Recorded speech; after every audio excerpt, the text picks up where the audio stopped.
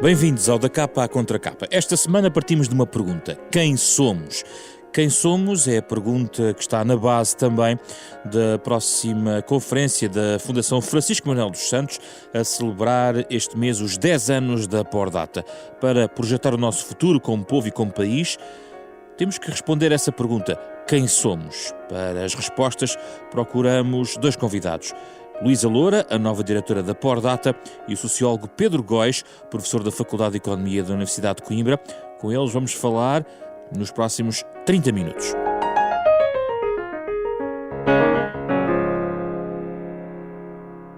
Muito obrigado pela vossa presença, é um gosto recebê-los aqui no nosso programa Da Capa à Contra Capa.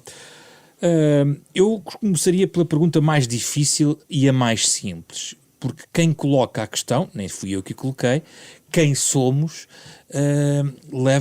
pode-nos levar a diferentes perspectivas. Embora aqui neste encontro de dia 12 haja já uma aproximação de alguns ângulos, no entanto, começo por si, Luísa. Quem somos, afinal? Quando queremos responder esta pergunta, para onde é que a sua resposta se dirige? Para que área desta identidade, digamos assim, nos dirige?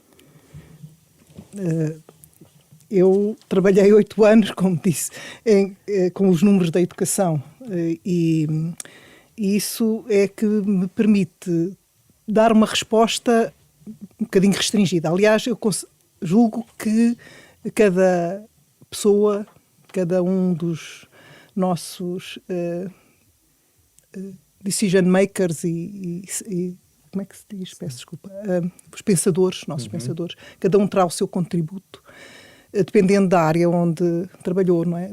Saber exatamente quem somos todos, como Portugal, não é fácil. Realmente é uma pergunta que pode ser difícil. Em relação à educação, eu vejo que Portugal é o país que mais tem acelerado nos últimos 40 anos uma corrida que é a corrida da escolarização da população.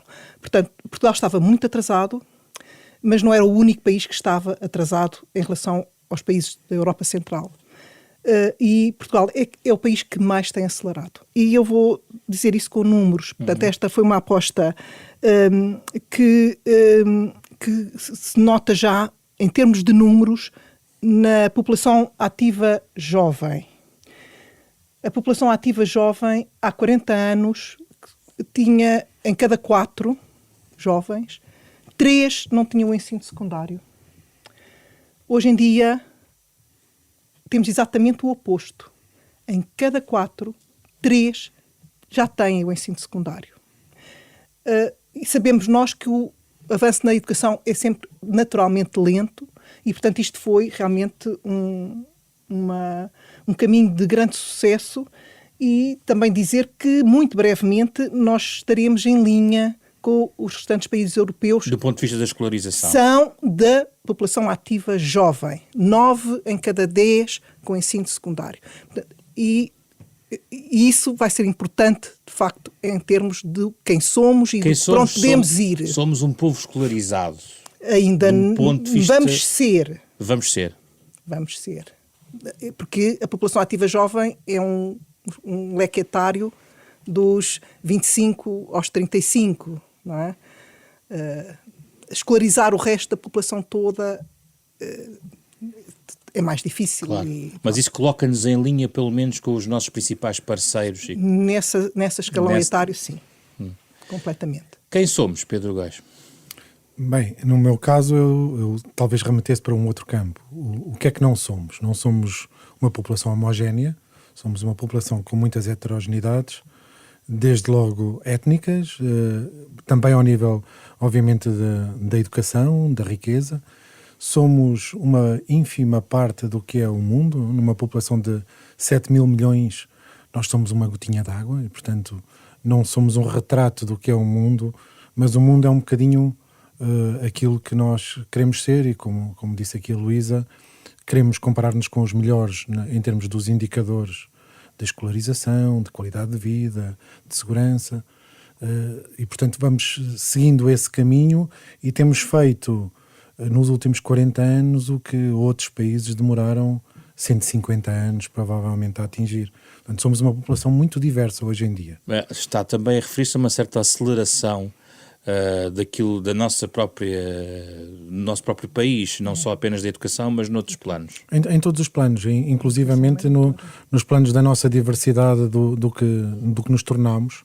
Talvez num determinado momento nos tivéssemos imaginado como sendo um povo singular.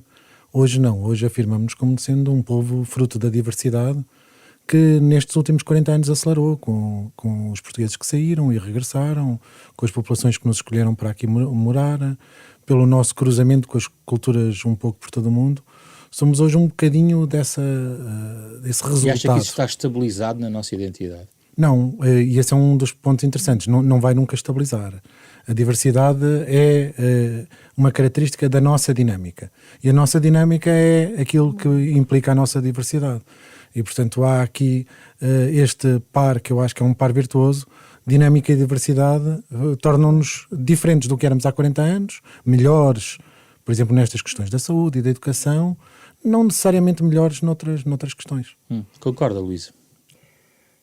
Eu tenho tendência a concordar totalmente, principalmente em concordar que a preparação destas nossas gerações novas que vão conseguir que o país se adapte e mantenha a diversidade. Eu estou em crer que de facto isso vai acontecer e tenho muita esperança mesmo nesta nossa nova geração. Vai ser uma realidade completamente diferente para o país. Aí a educação também entra, ou seja, essa nova geração que injeta no fundo uma alteração do ponto de vista cultural, não é? No país, poderá... eu não digo estabilizar, mas consolidar um pouco melhor essa identidade diversa que faz parte, que Pedro Góes estava a sublinhar. Sim, é isso. Eles vão ser o motor, a geração que está neste momento nas escolas, daqui a 25 anos, vão ser o motor da população ativa, não tenhamos dúvidas. Eles têm que estar todos muito bem preparados, o Estado tem de ter a noção de que eles vão ser o grande suporte do país e tem estado a apostar neles e não podemos perder nenhum, como eu muitas vezes digo, e eu diria que tudo indica que vamos ter essa preparação, que eles vão estar preparados para acolher outras identidades, para acolher a diversidade. Eu permitia-me apenas acrescentar que não serão apenas aqueles que estão nas escolas portuguesas, uma vez que nós no futuro receberemos jovens de hoje, nascidos hoje, que estarão nas escolas dos mais diferentes países do mundo. E, portanto, as escolas do mundo contribuirão também para aumentar a nossa diversidade, porque nos trarão outras dinâmicas, outras capacidades de olharmos para esse mesmo mundo sobre outras perspectivas. É hoje muito interessante quando atravessamos Lisboa, e se atravessarmos um eixo central de Lisboa, escutarmos tantas línguas diferentes, que não estão na rádio, não estão aqui ao nosso lado, convivem connosco, fazem parte de nós, embora às vezes nós não sintamos ainda que também somos elas e que essas vozes também são aquilo que nós somos. É curioso estarem a sublinhar a importância da juventude, porque geralmente quando fazemos debates sobre demografia falamos do envelhecimento e de como estamos mais velhos e de como há um desafio demográfico, exatamente de uma baixa natalidade e de uma alteração da estrutura etária.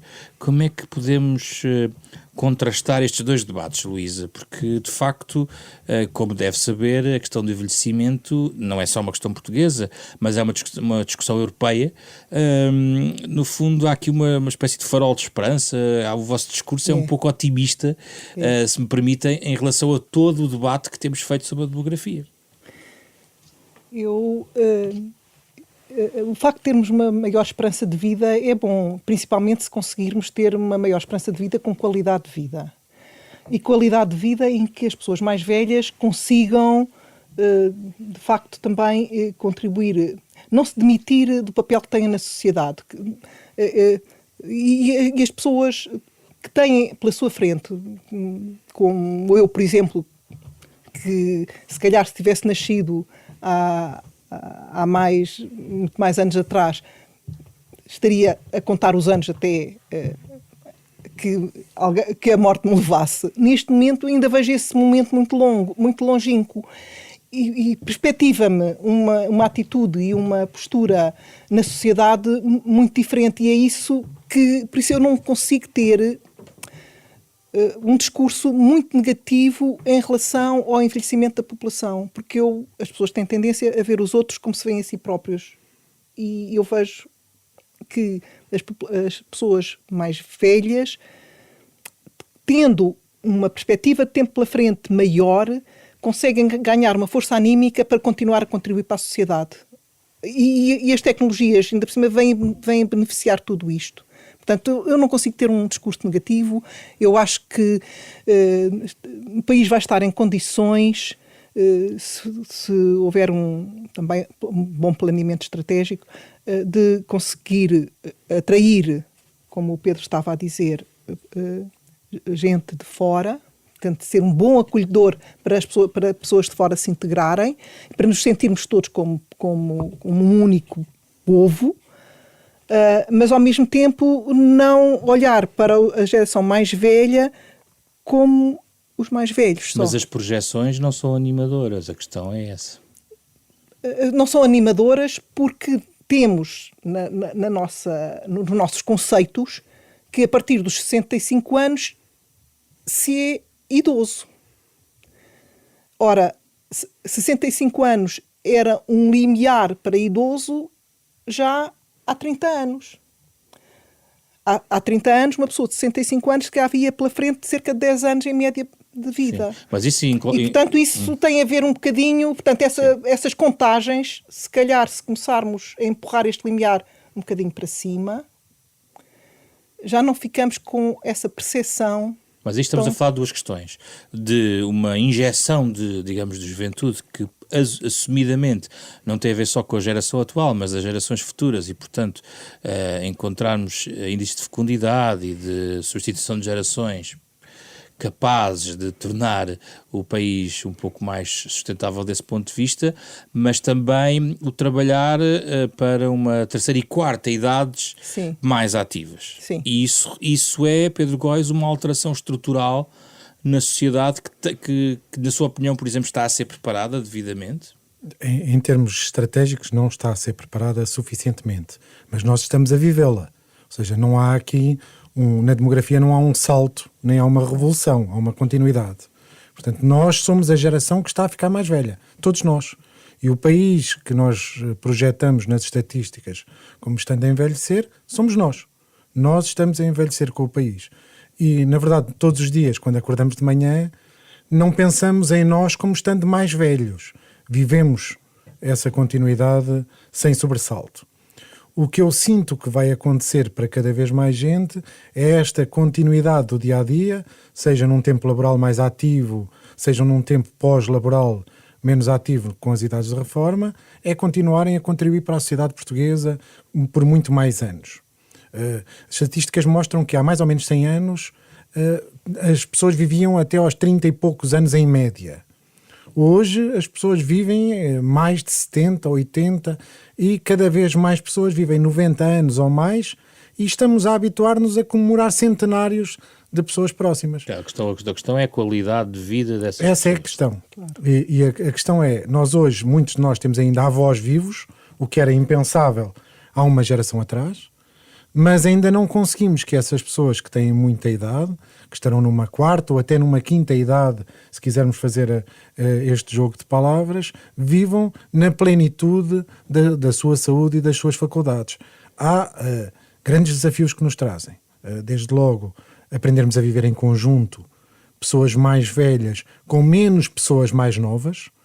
Portanto, vamos ter menos gente nos escalões etários mais jovens e mais gente acumulável nos escalões etários mais velhos, o que não é tudo negativo, temos que aprender a conviver com isso. A segunda é, de facto, reestruturarmos o nosso Estado e as nossas estruturas sociais. E económicas. E, obviamente, económicas, para aprendermos a viver com isso. Com essa esperança de vida, não pode descartar pessoas aos 50 anos dos mercados laborais. Não pode. O que é muito interessante, eu conto sempre uma história. Eu tenho um tio-avô, ou tinha porque já faleceu, que se reformou da polícia aos 43 anos. E depois viveu até aos 92. Portanto, ele, de facto, aproveitou a melhoria das condições de vida que a sua geração pôde viver, vivendo muito mais do que era suposto economicamente e sustentado poder viver. Há cada vez mais gente a quem isto acontece. E por isso é perfeitamente natural que daqui por alguns anos nós possamos reformar-nos aos 66 anos e 6 meses, mas não queiramos deixar de estar ativos e, portanto, continuarmos a contribuir para a sociedade. Luís, isto é um dos tais desafios para o futuro que poderemos eventualmente ver no encontro dia 12, mas há outros também, já aqui falou da questão da educação. O que é que isto nos interpela do ponto de vista da alteração, por exemplo, em particular na área da educação? As pessoas, provavelmente, aumentando a sua presença da população ativa, a escolarização nunca vai aumentar, não é? Será um contínuo de formação para o qual, neste momento, ainda há pouca estrutura feita e preparada em Portugal, não lhe parece? Eu diria que já é um dos lados benéficos do declínio da natalidade, é que a infraestrutura que existe para a educação à partida vai ser suficiente. Se estivéssemos com um aumento de natalidade e poderíamos ter mais gastos.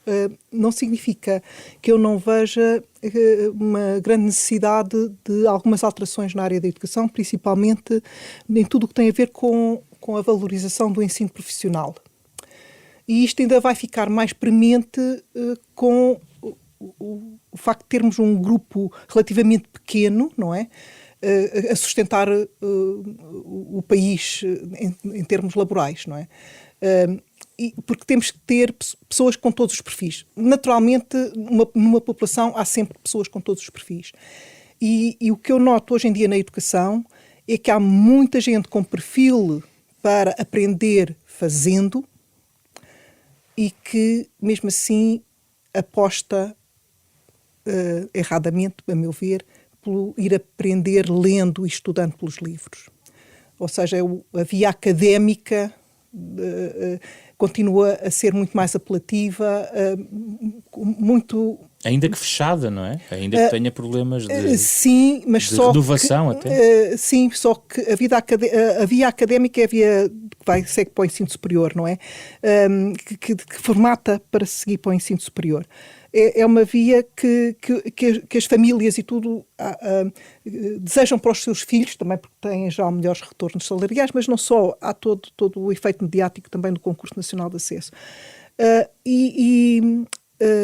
E as vias profissionais, portanto, ter uma aposta mais forte e bem planeada de quais são as vias profissionais, as profissões que devem ser ensinadas logo ao nível da educação e da escola, eu diria que é uma área que ainda necessita de um trabalho mais aturado.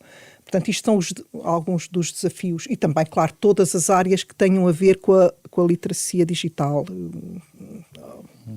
Inegavelmente, todas as pessoas. E eu gostava de introduzir também a questão da ciência, Pedro Góes, porque entrando também em questões de fluxos de migrações, alguns dos nossos quadros formados em Portugal emigraram, e coloca-se também a questão de saber, emigraram num contexto também, muitos deles particular, até do ponto de vista económico do país, a questão coloca-se em saber se conseguimos absorver com o nosso tecido todos esses quadros e também a capacidade de atrair quadros diferentes. Do ponto de vista científico, estava agora a particularizar. O que é que se perspectiva nos próximos anos? Há uma tendência que possamos adivinhar que possa acontecer nos próximos anos neste fluxo de entrada e saída? Bem, num mundo global e relativamente pequeno, quem tiver características técnicas que são mais desejadas um pouco por todo lado, tem mais apetência para circular. Portanto, o que nós vamos estar é nestas profissões mais qualificadas, de ciência, de engenharia, de saúde. Vamos entrar num contínuo de circulação. Vamos ter, obviamente, mais portugueses a circular por entre empresas internacionais, transnacionais, globais. Vamos ter mais cientistas a fazerem períodos de estadia no estrangeiro, mas vamos também ter mais cientistas estrangeiros a quererem passar algum tempo em Portugal e vamos ter mais profissionais e técnicos a passarem algum tempo aqui, sobretudo nas áreas em que conseguirmos ser Não mais será fortes. residual a atração deste tipo de imigrantes científicos? Eu costumo dizer que nós temos algum lastro do nosso passado que nos garante, pelo menos no futuro de curto prazo, alguma segurança. E esse lastro chama-se a língua portuguesa. A língua portuguesa traz muitos destes jovens quadros, jovens cientistas, jovens técnicos para a Europa via Portugal. E, portanto, muitos deles vão passar aqui algum tempo antes de eventualmente entrarem na mesma rota que os portugueses já têm de circular dentro da Europa ou para outros países no mundo. E este nosso capital que vem da língua tem a sua base no Brasil, que é em si mesmo uma reserva para Portugal inesgotável nas próximas gerações. Assim consigamos nós permanecer na linha da frente para que estes jovens de outros países nos queiram acolher. Há áreas onde isto já é muito nítido e onde acontece, desde as mais populares, como o futebol, onde muitas vezes somos uma porta de entrada, às universidades, que temos cada vez mais estudantes estrangeiros e muitos deles acabam por ficar aqui, e destes a maioria vem de países lusófonos, mesmo às empresas que começam a ver Portugal como porta de entrada para um mercado gigantesco, como é o mercado da Europa. Porque a estratégia das empresas não é estritamente lusófona, não tem sido. Não, a estratégia das empresas é global, como tem que ser, porque o mercado lusófono não é um mercado fechado. Portanto, a estratégia tem que ser de produzir para onde está o cliente, e o cliente pode estar um pouco em todo lado. A estratégia das universidades tem também que tem que ser global? Um pouco. Tem, obviamente, que ser global, e já é global. Atenção, nós hoje, quando recrutamos cientistas para os nossos melhores laboratórios, os concursos são internacionais e atraem gente um pouco de todo lado. Se calhar atraímos os mais jovens e não conseguimos ainda retê-los a meio da carreira ou atrair os melhores de entre os melhores de cada geração. Mas, na verdade, a Europa perde para os Estados Unidos, toda a Europa perde ainda para os Estados Unidos neste campo, e para a China cada vez mais em áreas emergentes. Isso reproduz o quê? Que ganho reprodutivo, no fundo, traz para o tecido? É apenas de curto prazo? Mas na verdade, trará raiz ou é apenas uma placa giratória de passagem? Se for uma placa giratória, já é algo positivo. Mas também temos tendência a acreditar que os mais jovens têm as melhores ideias e as mais inovadoras. E, portanto, se calhar, se nós mantivermos essa continuidade de pensamento jovem, vamos sempre alimentando a nossa cultura de novas ideias, de portugueses e de estrangeiros que queiram aqui residir. Temos depois que fazer aqui um jogo, que é um jogo difícil de ser feito e que obviamente nos obriga a criar uma estratégia, que é de reter os portugueses que queremos que fiquem, aqueles que sentimos que nos fazem mesmo falta, de fazer retornar aqueles que saíram, como disse bem, nos últimos anos, ao mesmo tempo que atraímos os estrangeiros. Portanto, há aqui vários planos nos quais temos que atuar em simultâneo e a todo momento. Ou seja, não é um trabalho que fique feito, é um trabalho que nos exige uma continuidade para as próximas décadas. Luís, o que pensa sobre isto? Eu considero que temos muita sorte com o nosso ensino superior. Acho que temos um ensino superior de muitíssima qualidade e que já é reconhecido internacionalmente. O ensino superior nas áreas mais duras, digamos. O outro também é bom, mas nas áreas consideradas mais duras, das tecnologias, das engenharias, mesmo da medicina. Mas temos tido problemas em reter algum desses. Mas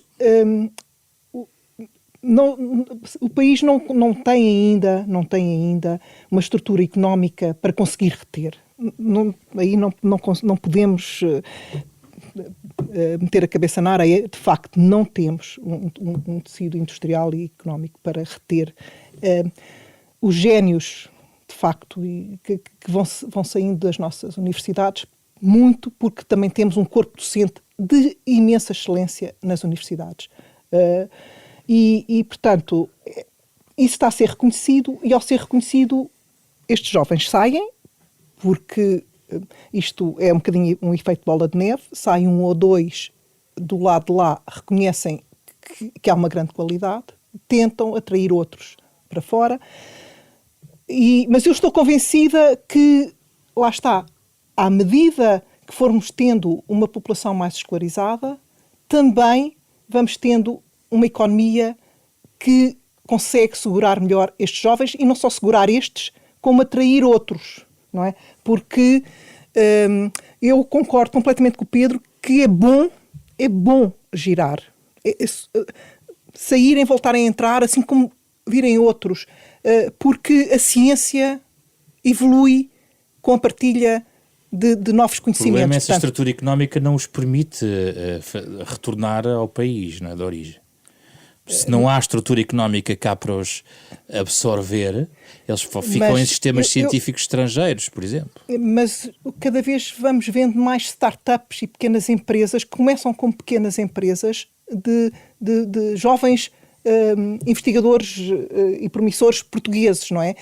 E isto é uma questão de massa crítica. Quanto mais gente tiver o secundário, mais gente temos no ensino superior. O ensino superior, sendo de qualidade, vai conseguindo que muitos fiquem aqui e iniciem infraestruturas para o tecido económico que valorizam esse know-how, e ao valorizarem esse know-how, pagam e as pessoas ficam, não é? Portanto, há algumas áreas onde eu acho que é muito nítido onde isso já está a acontecer. Eu costumo dar como exemplo algumas áreas da agricultura nas quais nós não pensamos o avanço que tivemos nas últimas décadas. Um bom exemplo é o vinho. Nós sempre produzimos vinho, talvez desde os fenícios, mas não era necessariamente bom, nem era necessariamente visto lá fora como sendo de excelência. A partir do momento em que introduzimos a ciência na feitura do vinho, mudámos as levaduras, mudámos a forma de armazenamento, mudámos o transporte, mudámos a marca e o design e de repente os nossos vinhos começaram a ganhar prémios lá fora. E em vez dos nossos fazedores de vinho irem para a França fazer vinhos, vieram os franceses fazer vinhos aqui, aprender como é que nós fazíamos.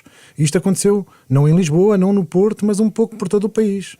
E de repente construímos um campo de saber que tem por base a ciência, que se externalizou, internacionalizou, globalizou e é hoje exemplar. Permita-me fazer o copo meio vazio, para contrastar até, para termos alguma animação. Também existe na agricultura um fenómeno ao contrário, de uma migração menos qualificada, e novos migrantes que estão a chegar ao nosso país, numa estrutura, como sabemos, de um país onde há salários baixos, e isso também tem impacto sobre aquilo que nós somos hoje em dia. Claro, e esse é um fantástico exemplo, porque nós lemos todos na literatura neorrealista de meados do século passado que havia um fenómeno de gente que vinha do norte para o sul do país trabalhar nos campos. E no nosso tempo de vida isso desapareceu. Portanto, os campos ficaram sem essa gente que pudesse trabalhar, sobretudo a sul do Tejo. E, portanto, onde é que podemos ir buscar essas pessoas? Ao exterior do país, uma vez que as do Norte já não querem vir. Isso é inevitável, Pedro? Isso é inevitável em algumas áreas que são ainda intensivas de mão de obra. Por exemplo, não é inevitável em todos e nem é generalizável para toda a agricultura. Há um setor do azeite que não necessita de muita gente. É muito mecanizável. Mas há um setor da apanha dos frutos vermelhos que necessita de grande mão de obra, porque os frutos são muito perenes e se estragariam se fossem máquinas a fazê-lo. O que é interessante aqui, eu vejo isso como muito positivo, é de repente termos começado a ver chegar de um sítio tão estranho como o Nepal, aldeias inteiras que hoje são habitantes do nosso Alentejo. Sim. E isto é muito interessante, porquê? Porque na verdade sempre foi assim. Sempre houve populações em movimento que vinham do sul do Mediterrâneo e ficavam aqui alguns anos, décadas ou séculos, e depois, por qualquer motivo económico ou político, iam-se embora. E de repente nós achamos que os alentejanos eram assim, um produto acabado. Não, os alentejanos do futuro terão sangue nepalês. E isso não é necessariamente mau. A verdade é que sem o sangue nepalês deixaria de haver alentejanos. E portanto, quando eu olho para o copo meio vazio, eu vejo o interessante de hoje. Nós termos ligado 2 pontos no mapa que à partida não poderiam estar ligados. Luísa, quer acrescentar? Eu concordo totalmente. Estava aqui a pensar que nesta nossa conversa temos aqui 2 otimistas que veem o futuro do país como os desafios que vamos enfrentar são desafios que podem vir a fazer com que o país cresça e venha a ser ainda um país melhor. E, portanto, não consigo, tenho muita dificuldade em não trazer esta mensagem positiva e, portanto, era mais Antes de pedir-vos sugestões, só uma nota muito rápida, Pedro, ainda relacionado com o encontro Quem Somos e relacionado com tendências mais globais. Eu gostaria que me deixasse aqui alguma pista sobre as tendências que se estão a desenhar ao nível de migrações, sobretudo. Porque as narrativas podem ser simplistas, aqueles que até próprio nós, comunicação social, estamos a tratar. Qual é neste momento a tendência, se há uma tendência ou há uma tendência norte-sul, o papel da China, as grandes potências, a Europa Ocidental, o que é que neste momento devemos estar atentos como tendências nesta área das migrações? Ligando aqui à demografia, a primeira ideia é que a demografia do hemisfério norte está mais ou menos estabilizada ou tenderá até a decrescer um pouco. A demografia do hemisfério sul nem por isso, ou seja, continua em crescimento para as próximas décadas, tem uma população muito jovem, tem índices de fecundidade ainda relativamente elevados. O que é que isto nos sugere? Sugere-nos uma possível, potencial pressão migratória sul-norte no futuro. No presente, isso não está a acontecer. As grandes migrações são sul-sul e não sul-norte. Claro que há questões políticas aqui envolvidas, como o fechamento das fronteiras e a dificuldade em emigrar, mas o que é facto é que as populações têm-se movido sul-sul para países vizinhos, no continente africano, no sudeste asiático ou na América do Sul. Portanto, esta é a tendência que nós temos nesta altura em cima da mesa. O que é que nós antevemos com esta nossa previsão para as próximas décadas? Que ou mudamos o nosso sistema de vida no hemisfério norte, ou vamos necessitar que uma parte dessas migrações sul-sul passem a ser sul-norte, porque vamos necessitar de migrantes nas nossas economias e nas nossas sociedades. A Europa vai necessitar de alguma coisa como 50 milhões de migrantes nos próximos 50 anos. Portanto, ou nós os integramos de uma forma paulatina, pouco a pouco, ao longo do tempo, ou vamos ter vagas migratórias num curto espaço de tempo, porque vamos necessitar dessa população para manter o nosso nível de bem-estar e até para manter o nosso nível económico. No nosso caso de portugueses, eu acho que temos a sorte de estarmos muito habituados ao que é isto de ter migrantes na família. Temos migrantes que saíram, temos migrantes que vieram e, portanto, estamos muito habituados a conviver com esta normalidade das migrações. Ou seja, para Portugal eu não creio que vá ser tão difícil. Para outros países, como a Polónia, eventualmente será um choque duro se não fizerem esse percurso de habituação à diversidade e de integração da diversidade, sobretudo se não conseguirmos controlar os discursos xenófobos que criam nesses imigrantes. Estão já na Europa Central. Estão já na Europa Central e criam nesse outro que chega o inimigo, sendo que sabemos perfeitamente que quem chega não é nunca um inimigo, é quando muito um convidado que nós queremos manter aqui e que queremos que obviamente nos beneficie a todos. Gostava de vos pedir alguma sugestão, alguma leitura adicional que os ouvintes possam desenvolver sobre esta matéria tão rica da demografia e destes desafios que estivemos aqui a falar. Luísa, tem alguma sugestão? Eu começava por referir, que ainda não foi aqui referido, que juntamente com no âmbito destes encontros e deste ano de comemoração de 10 anos da Pordata, vão ser levados ao público alguns textos, alguns livros de uma coleção que é a coleção Portugueses. Essa coleção vai sair um tomo por mês e os tópicos podem ser como crescem, como estudam, como trabalham, como comem, como adoecem, como vivem, como gastam e como envelhecem. E eu julgo que todos estes contributos, todos estes livros, quando chegarmos ao fim, nós vamos ter um retrato bastante real e atual de quem somos.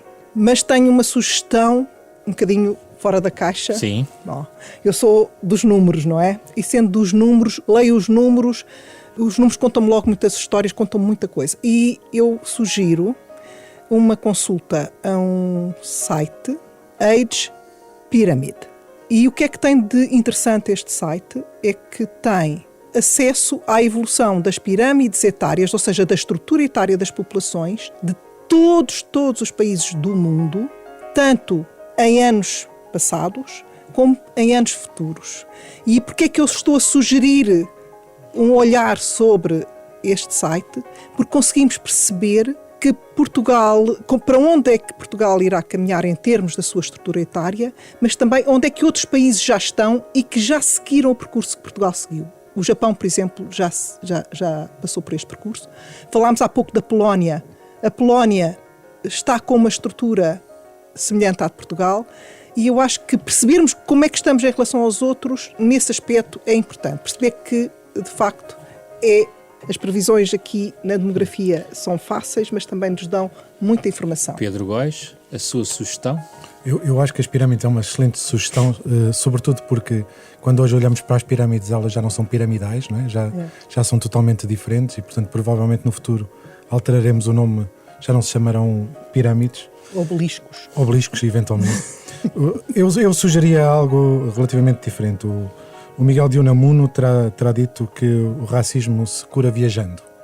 E eu acho que a nossa identidade também se constrói viajando e que talvez seja o caminho para perceber quem somos, viajar um pouco dentro deste território que é Portugal e percebermos a diversidade que temos hoje.